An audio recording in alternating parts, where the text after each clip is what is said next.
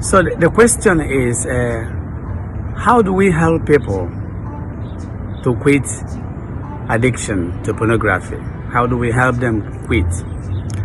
I have to follow two ways of dealing with this.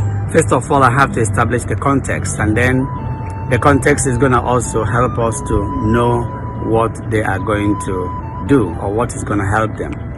So let's now, the context of force, the context that will help us understand what pornography is and what the addiction does to the person is the context of human sexuality and human relationship, because we cannot talk about human sexuality without talking about human relationship. So in human relationship, we're talking about two persons. We're talking about people relating to each other. So it's not just you, it's you and me, one person and the other person. So, but you find out that human sexuality, since it is a relationship, the context of relationship, it is a communication. It is not just what happens in the body. It's not just an expression of instinct, the biological instinct, as we find in goats, in sheep, in all the animals, in the lower animals, but we're also animals. But it is something that involves the whole being of the person. So homosexuality involves the body, it involves the soul, it involves the spirit, it involves the emotions, it involves the mind. So it involves the whole being. So in his sexual experience with another person, there is a communication.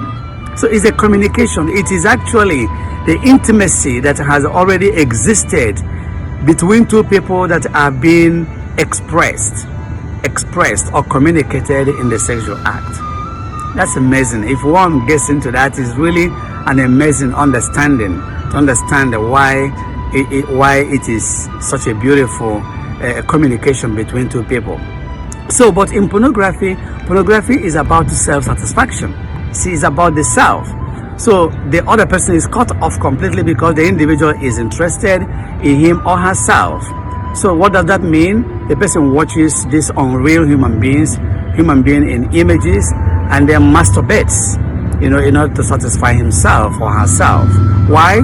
Because she or he may be feeling lonely, or maybe stressed out, or maybe experiencing some form of discomfort and wants to relieve himself or herself. In the end, it is a pleasure seeking. It is a search for pleasure.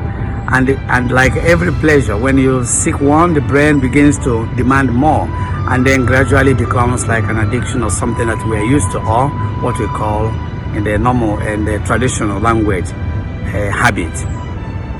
And so you see, in that communication, the communication becomes monologue. You are talking to yourself. The person is involved with him or herself alone.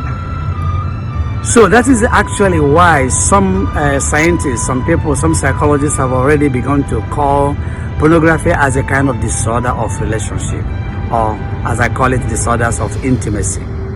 So what do then people do? What can people do? Exactly what people can do is to begin to heal. They need healing.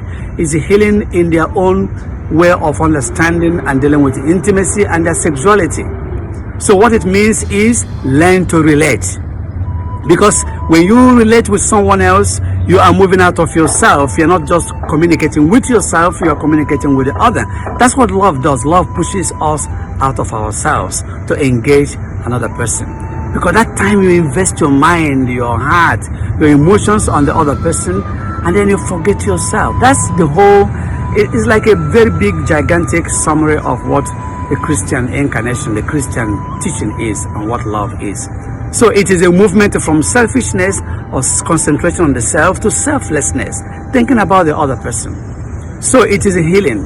So relate, learn to value the other person, the person you are in relationship with. And that's going to heal you, because then you are relating with the person fully and yourself fully. And that's going to be part of the healing. The second point is be patient with yourself, because it is not something that goes away with a snap of the finger or by saying 10 Hail Marys. It doesn't go away that way. So it comes, it goes after so many attempts. But the most important thing is to have someone that you love. Even this applies to married people, because getting married doesn't mean that people have grown. So it's a challenge of human development. So what is it? Learn to value relationship. Relate, give yourself to someone else. and then be patient with yourself, and you stay blessed. God bless you. Do not forget to join us on our social media platforms on Facebook, on YouTube and Instagram. It's Faith on the Street. Keep being good. I am Amanda Elo. Stay safe.